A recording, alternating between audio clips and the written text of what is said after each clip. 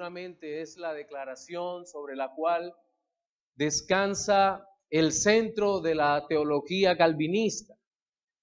Y el hecho de que Dios sea soberano implica que Dios es todopoderoso, porque no puede ser todo soberano si no es todopoderoso, pero también Dios necesariamente debe ser omnisciente, omnipresente.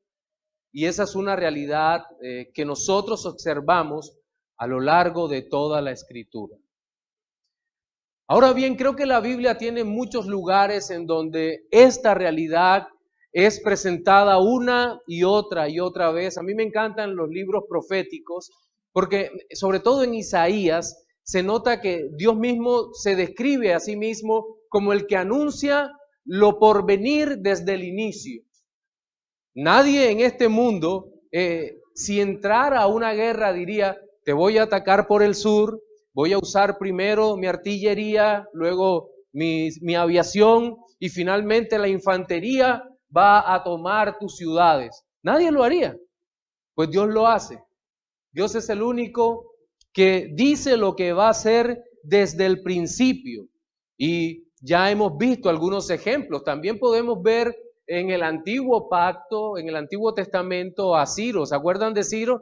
150 años antes de la llegada de Ciro, el Señor dice: escogí a Ciro para que liberte a mi pueblo. Él no me conocerá, pero va a ser una herramienta muy útil en mi mano.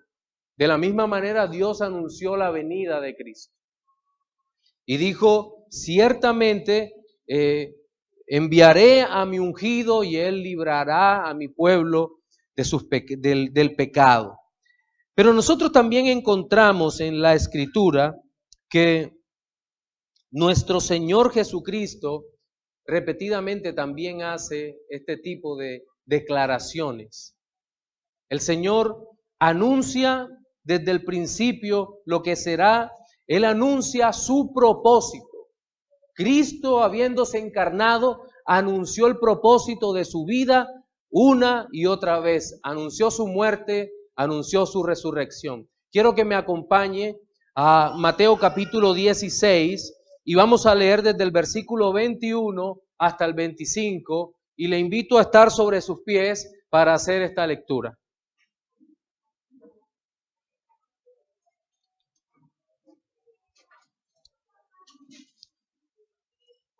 Dice: desde entonces comenzó Jesús a declarar a sus discípulos que le era necesario ir a Jerusalén y padecer mucho de los ancianos, de los principales sacerdotes y de los escribas, y ser muerto y resucitar al tercer día.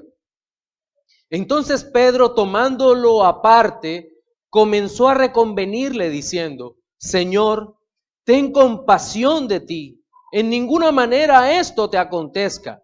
Pero él, volviéndose, dijo a Pedro: quítate de delante de mí, Satanás, me eres tropiezo, porque no pones la mira en las cosas de Dios, sino en la de los hombres. Entonces Jesús dijo a sus discípulos: si alguno quiere venir en pos de mí, niéguese a sí mismo y tome su cruz y sígame. Porque todo el que quiera salvar su vida la perderá, y todo el que pierda su vida por causa de mí la hallará. Pueden sentarse.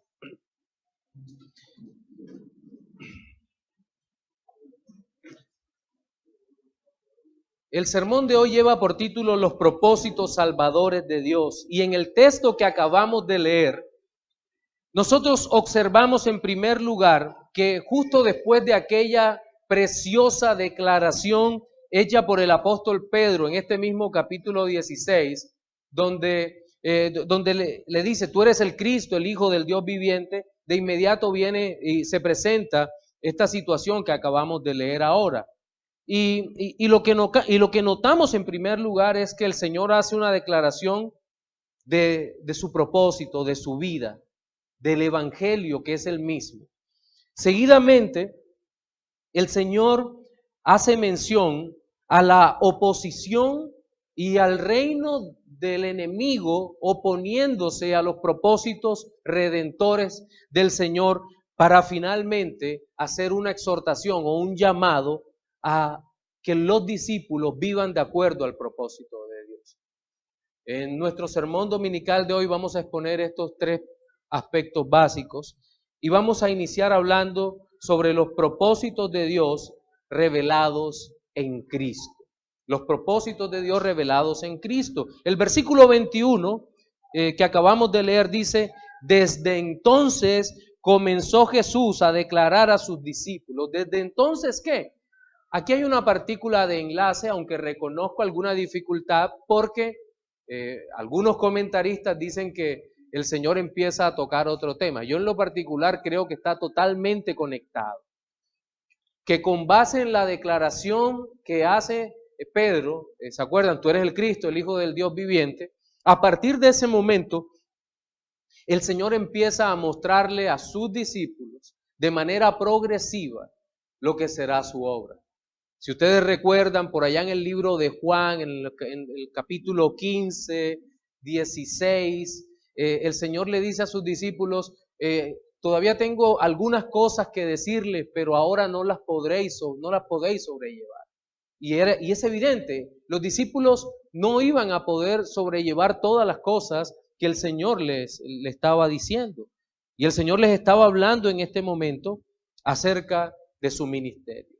Entonces, lo primero que le dice es que le era necesario llegar a Jerusalén o bajar a Jerusalén. El texto paralelo de Marcos no hace referencia a Jerusalén, pero me llama la atención que se refiere a Jerusalén por ser el centro administrativo y religioso de los judíos.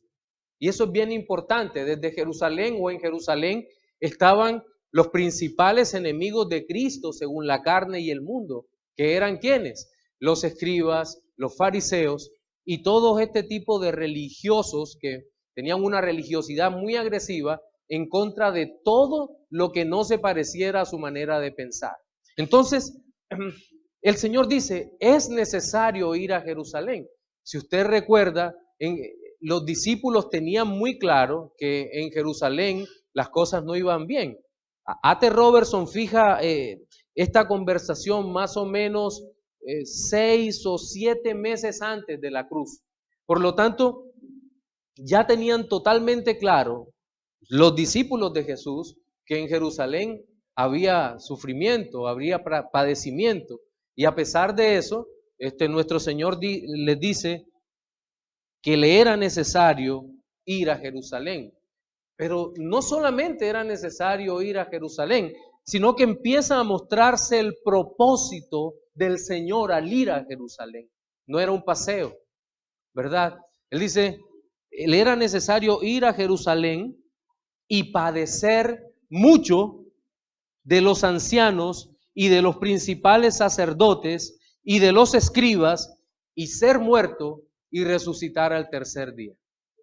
Es una escalera del dolor, podríamos llamar. Observamos entonces que el propósito de Dios revelado en Cristo es doloroso en primer lugar para Él, para el mismo Señor. Es un propósito claramente triste. Él empieza a revelar su muerte y el propósito redentor de Dios en la misma. Es necesario padecer mucho de mano de los ancianos, de mano de los escribas, de mano de los principales sacerdotes. Y no solo eso, sino que le dice, y ser muerto. ¿Cómo podrían tomar los discípulos esa declaración del Señor? Y ser muerto. Piénselo. Acaba de decir Pedro, tú eres el Cristo, el Hijo del Dios viviente. Es algo así como, tú eres, Señor, lo más grande, tú no puedes morir. Pero el Señor le dice, voy a morir. Y la evaluación que estaría haciendo Pedro en ese momento es una evaluación totalmente humanista. ¿Qué pasa aquí? Si es el Cristo, el Hijo del Dios viviente, me lo reveló el Padre, ¿cómo puede morir entonces el Hijo de Dios? Es imposible que eso suceda. Seguramente parte de eso, de esa evaluación, la tradujo en palabras en el próximo punto que veremos ahora. Pero este propósito no solo sería un propósito doloroso de padecer mucho en manos de los ancianos, de los principales sacerdotes y de los escribas y morir, sino que también Dios revela un propósito glorioso. ¿Cuál es el propósito glorioso? La frase final del versículo 21 es: y resucitar al tercer día. Wow, esto sí que tendrían menos posibilidades de entenderlo los discípulos, y si hubiésemos estado allí tampoco hubiéramos entendido. Porque ¿cuántas resurrecciones habían visto hasta aquel momento los hijos de Israel? En el Antiguo Testamento hubo una a manos de Elías, una a manos de Eliseo, un cadáver que echaron en la tumba de Eliseo también se levantó de entre los muertos. No recuerdo si hasta ese momento habría otra, no sé exactamente si Lázaro había sido resucitado entre los muertos. Creo que no, porque el Evangelio de Juan, en la resurrección de Lázaro, creo que ocurre más hacia el tiempo de la cruz que en este tiempo. Es decir, realmente los discípulos no tenían muchos puntos de apoyo empíricos, es decir, en cuanto a la experiencia, para poder entender lo que era la resurrección de Cristo de entre los muertos. Pero no solo eso, porque el hecho no era en sí mismo la resurrección gloriosa de Cristo venciendo a la muerte, sino las implicaciones que para nuestra salvación esa gloriosa muerte y resurrección tendrían. Porque sin la muerte de Cristo no había expiación de nuestros pecados. Pero sin la resurrección de Cristo, dice Pablo, vana es nuestra fe. Por lo tanto, tanto el aspecto doloroso del propósito redentor de Dios como el propósito glorioso estaban siendo descritos por el Señor Jesucristo claramente en esta parte a sus discípulos. Y como aplicación quiero que quede esto como primera aplicación. ¿Qué es lo que está diciendo el Señor aquí? ¿Qué es lo que está declarando? ¿Qué es lo que el Señor está anunciando en esta parte de la Escritura? Una sola cosa: el Evangelio. El Evangelio es lo que está anunciando acá. El Evangelio es Él. Lo habíamos visto en Juan capítulo 17, versículo 3. Y esta es la vida eterna, que te conozcan a ti, al único Dios verdadero, y a Jesucristo a quien has enviado. Ahora el Señor Jesucristo se está anunciando a sí mismo como enviado de Dios y dice con toda claridad que para Él es necesario padecer, morir y resucitar. Por lo tanto, la manifestación de la salvación está delante de los discípulos y hoy, mis hermanos, está delante de nosotros en nuestras Biblias cuando leemos claramente cuál es el propósito salvador del Señor. Entonces, hasta aquí hemos hablado del propósito de Dios, los propósitos de Dios revelados en Cristo. Pero en segundo lugar, vemos que aunque Dios es soberano, todopoderoso, que todo lo sabe y está en todas partes, el enemigo de Dios, también el mundo y nuestra propia carne, se manifiestan en contra de esos propósitos de Dios, y es cuando vemos que hay oposición a los propósitos de Dios, y ese es nuestro segundo punto. En el versículo 22 dice: entonces Pedro, tomándole aparte, comenzó a reconvenirle diciendo: Señor, ten compasión de ti, en ninguna manera esto te acontezca. Pero él, volviéndose, dijo a Pedro: quítate de delante de mí, Satanás, me eres tropiezo, porque no pones la mira en las cosas de Dios, sino en la de los hombres. ¿Quién era Pedro? Siempre golpeamos a Pedro, ¿no? Y yo creo que Pedro es uno de los discípulos que mejor refleja nuestra propia naturaleza, nuestro propio carácter.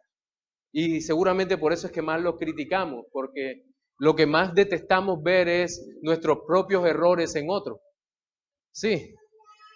Y Pedro, que ha entrado en confianza con el Señor, ¿se acuerdan? Ahora mismo, aquí arriba, Pedro le acaba de decir, tú eres el Cristo, el Hijo del Dios viviente, y el Señor le dice, tú eres Pedro, y sobre esta roca, esta declaración, edificaré mi iglesia, y las puertas del Hades no prevalecerán contra ella. ¡Wow! ¡Qué gran halago! ¡Qué tremendo halago para un discípulo! Pero ¿sabe qué? Ahora este discípulo tiene la osadía de aconsejar al Señor. No era un pastor de la superfe, era Pedro. Sí, los pastores de la superfe son los que tratan de aconsejarle a Dios el color del carro que uno debe recibir, el color de la casa, el barrio, porque según ellos Dios no sabe.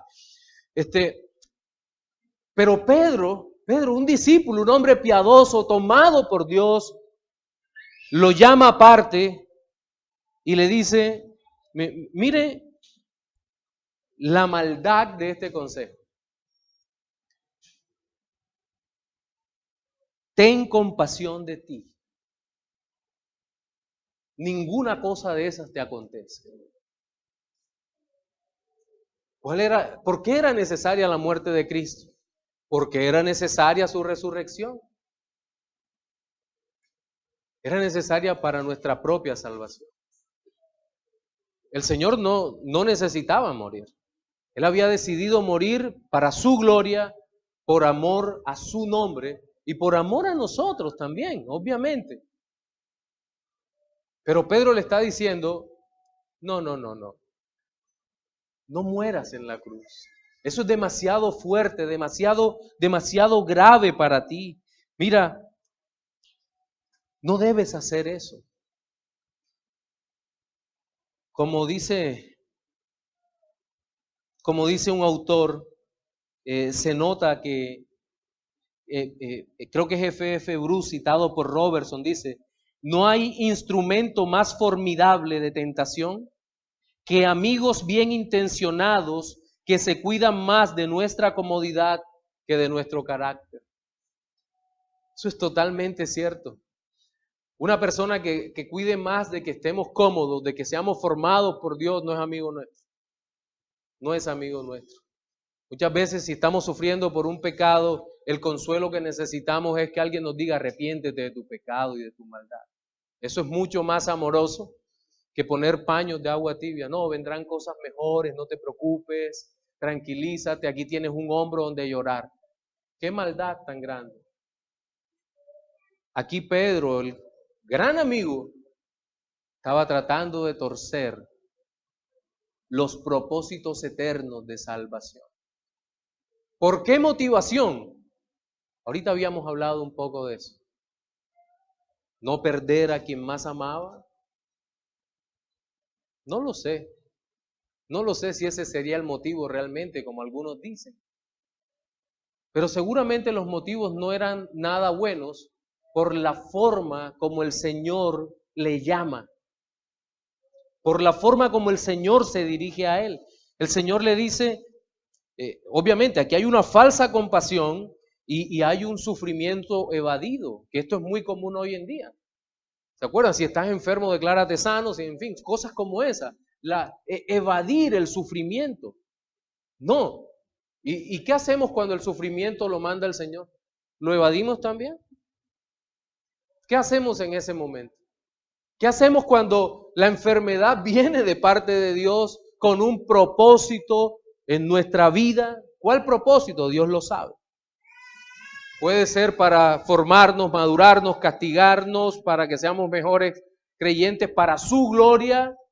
No lo sé, pero es Dios el que sabe esas cosas. Entonces,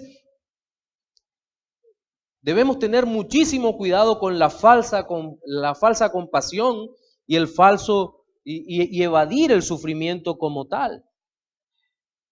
Señor, ten compasión de ti, en ninguna manera esto te acontezca. Miren la respuesta que el Señor le da. Yo no me imagino esta respuesta como un diálogo entre amigos. Porque la narrativa del pasaje es muy fuerte. Dice que él volviéndose, seguramente Pedro estoy tratando de acudir un poco a la imaginación, la mano en el hombro tal vez. Señor, ten compasión de ti. Nada de esto te acontezca. Y abruptamente el Señor se separa de él y le dice, quítate de delante de mí, Satanás. Me eres tropiezo, porque no pones la mira en las cosas de Dios, sino en las cosas de los hombres. ¿Es una respuesta dura? Sí. ¿A un discípulo? Sí. No sé si lo está oyendo. Una respuesta dura para discípulos. No creo que pueden acusar al Señor de falta de amor. ¿Se acuerdan en Juan capítulo 6 también? Señor, esta palabra es ofensiva, esta palabra es muy dura. Sí, es dura. ¿Quieren vosotros iros también? ¿A quién iremos, Señor? Solo tú tienes palabras de vida eterna. No, mis hermanos.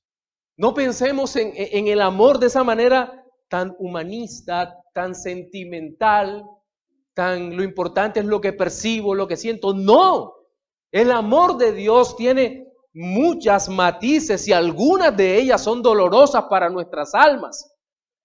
Y es por eso que debemos cuidarnos de la manera como nos dirigimos al Señor.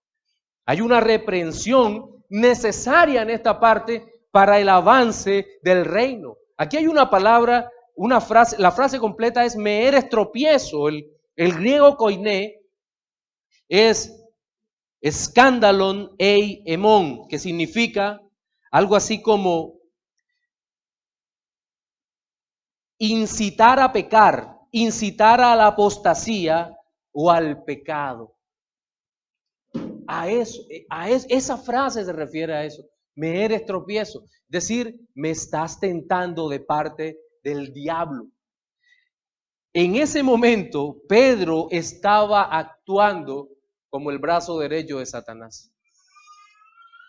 Como el brazo derecho de Satanás. ¿Quién? Un discípulo. ¿Quién? Alguien que sería una pieza fundamental para la extensión del reino. ¿Quién? Un hombre de Dios. ¿Quién? Un santo de Dios.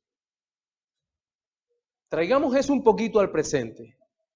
Significa que un hombre de Dios, por el remanente de pecado, podría ser una terrible y formidable tentación para nuestras vidas. Y es por eso que nuestra evaluación de los hechos, de los eventos, de nuestro vivir en el mundo, siempre debe ser hecho a la luz de la palabra de Dios. Qué bueno que hay hombres de Dios que predican la palabra de Dios, pero nuestra evaluación de todo lo que nos ocurre debe ser hecha a través de la bendita y santa palabra del Señor. El Señor tenía que reprender a Pedro, porque tenía que avanzar el reino. El evangelio debería ser predicado, el propósito de Dios cumplido y la oposición quitada. Por lo tanto, tenía que avanzar el reino. Y aquí hay una segunda aplicación en este punto para nosotros. Y es que como creyentes debemos enfrentar decididamente la oposición a los propósitos del Señor en nosotros. Necesitamos enfrentar decididamente la oposición contra el avance del reino de Dios en nosotros. ¿Por qué? Porque no sabemos de dónde va a salir la tentación o la oposición. No lo sabemos. Sabemos cuáles son las fuentes de la oposición. Satanás, el mundo, la carne, eso lo sabemos. Pero los instrumentos usados por esas tres fuentes no las sabemos. No sabemos qué persona que amamos en determinado momento va a ser movido a la maldad para frenar el avance. Ahora, yo no le estoy diciendo que vivamos en un estado continuo de sospecha contra todo lo que respire. No, no tendríamos vida, ¿no? No tendríamos vida en ninguna manera, no. Vivamos confiados en el Señor, pero atentos a su palabra. Eso es lo que vamos a hacer, ¿verdad? Eso es lo que nosotros debemos estar atentos. Y si en algún momento tenemos que decirle a la esposa, a la madre, al esposo, al hijo, al abuelo, al tío, pues no lo hago porque la palabra de Dios dice, la palabra de Dios enseña, la palabra de Dios me indica dónde debo ir. Entonces, teniendo eso en la mente, es que nosotros como hijos de Dios necesitamos estar atentos a la voz de Dios, más que a la voz de cualquier otro. Pero finalmente, el último de los puntos que quiero tratar en esta mañana, habla sobre los propósitos de Dios vividos por los discípulos.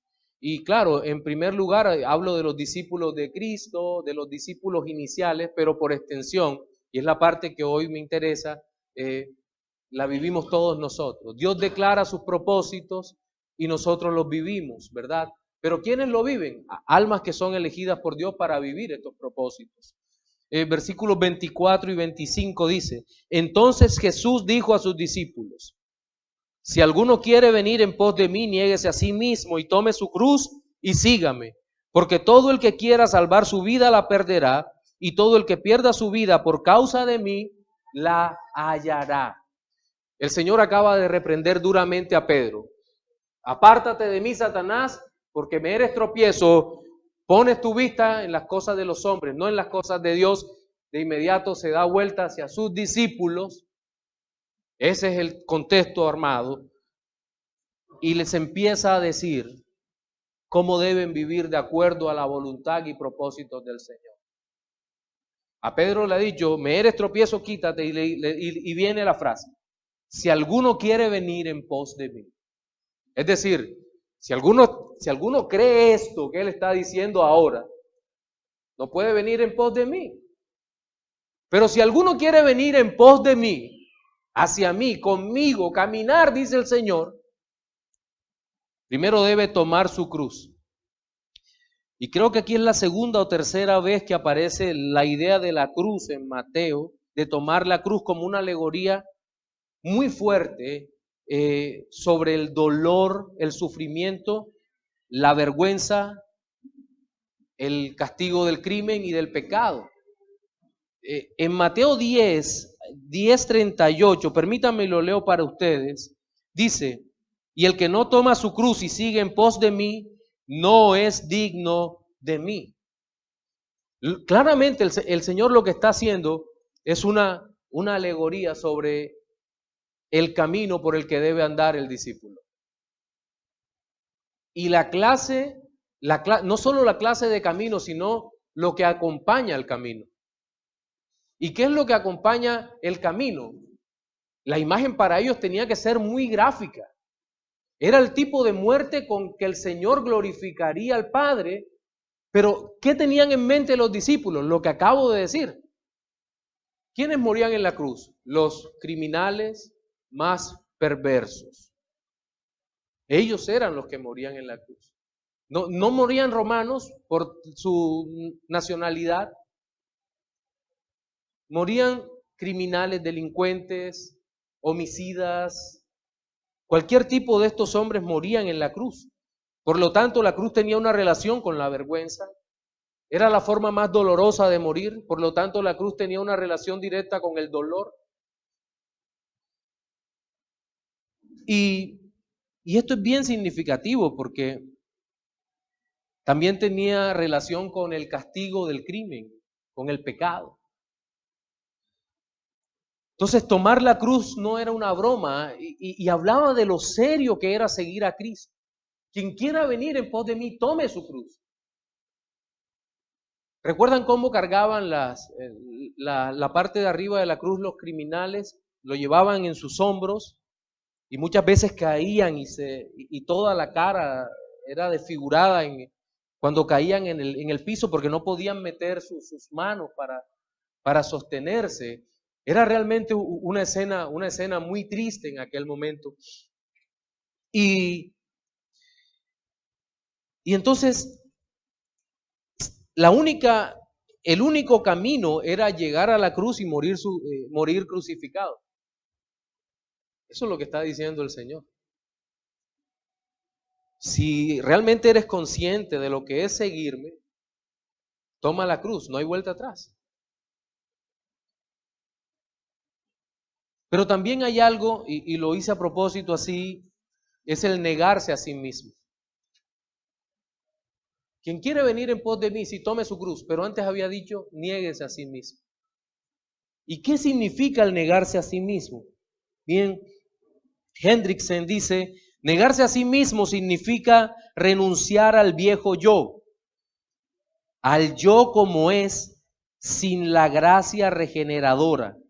Una persona que se niega a sí mismo renuncia a toda confianza en lo que él es por naturaleza y para salvación depende totalmente de Dios.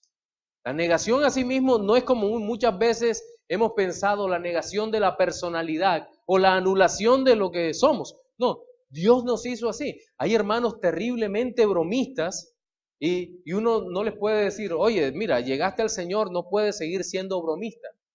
O si son tremendamente introvertidos, no podemos decirle, mira, llegaste al Señor, no puedes seguir siendo introvertido. O si son muy callados, o si, no lo sé. No, Dios cambiará lo que quiera cambiar en él. Eso lo hará el Señor. No es una apreciación de esos elementos tan propios de su ser que nosotros no vamos a cambiar para clasificarlo según nuestra medida como cristianos. No. El creyente es aquel que toda su confianza está en Cristo. La renuncia a ese yo es la renuncia al propio deseo de autojustificación y creer que con mis obras o mis acciones puedo alcanzar la salvación. No, por mis obras y mis acciones no voy a poder alcanzar jamás la salvación. Ni siquiera voy a poder entrar al camino estrecho, ¿verdad? Solo Cristo cuando nos salva nos pone donde quiere que estemos para su gloria. Entonces, negarnos a nosotros mismos, tomar la cruz y dice, y sígueme. Y aquí hay tres cosas bien hermosas que son importantes en el seguimiento. Lo primero, dice Matthew Henry, que Cristo va delante de nosotros. Nosotros no llevamos la cruz de Cristo, llevamos nuestra cruz. La cruz de Cristo solo Cristo la puede cargar, ¿verdad? Él dice, tome, mire cómo dice versículo 24, tome su cruz y sígame. En segundo lugar, Cristo va adelante, en segundo lugar, nos va mostrando el camino. Y tercero, Cristo lleva el peso más fuerte.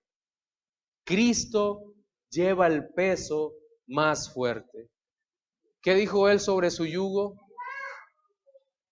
El yugo de Cristo es ligero, ligero. Pero no se queda allí, sino que él dice, el que quiera salvar su vida, la perderá, y el que pierda su vida por causa de mí, la salvará. Y aquí hay un juego de palabras más que significativo. Porque la pregunta que siempre nos hacemos allí es, ¿a qué se refiere con salvar su vida? ¿A qué se refiere el texto con salvar su vida? ¿De qué se trata? Creo que tiene muchísima relación con el negarse a sí mismo.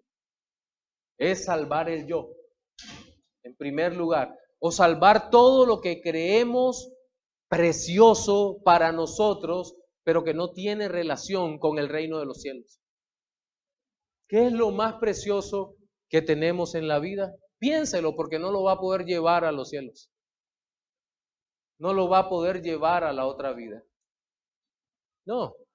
Y seguramente hay muchas cosas en las que somos idólatras con muchas cosas de esta existencia terrena. No sé cuáles serán, porque cada uno tiene las suyas propias, pero seguramente son cosas que aún quisiéramos salvar. Y alguna vez les decía, piensa en la persona que más quieres en el mundo, pero que no es creyente, pues mírala bien, porque no la vas a ver en los cielos, a menos que el Señor la salve. No hay nada que puedas hacer por él, solo predicarle el Evangelio. Solo predicarle el Evangelio. Si no hay nada en este mundo que podamos sacar. El que quiera salvar su vida, ¿qué quiere salvar? Es bastante concluyente, porque todo el que quiera salvar su vida, la perderá. Si amamos más algo de este mundo que el Señor, seguramente no somos dignos del Señor.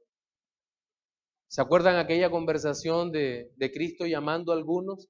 Señor, deja que primero vaya y me despida y me despida de los míos. O deja que primero entierre a mi padre. ¿Se acuerdan de eso?